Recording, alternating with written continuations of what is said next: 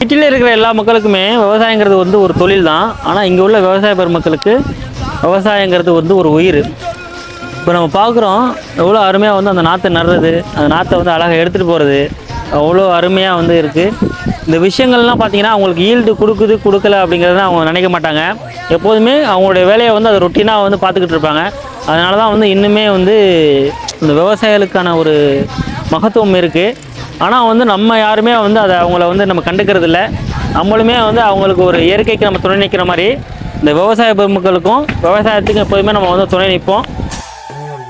மக்கள், அரசு, விஞ்ஞானிகள் இவங்க 3 பேர் ஒன்று சேர்ந்தா தான் நம்ம நாடு நல்லா இருக்கும்.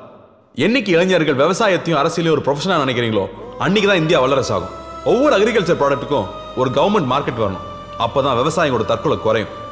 இன்னைக்கு ஒரு விவசாயியோட சாவு, நாளைக்கு லட்சக்கணக்கான பேரோட சாவு. அது சரி, விவசாயிங்க நாம ஏங்க சாவணும்? மானங்கெட்டவெல்லாம் உயிரோட வாழும்போது நாம ஏன் சாவணும்? படைக்கிறவன் மட்டும் கடவுள் இல்லை, பயிரிடுறவனும் கடவுள் தான்.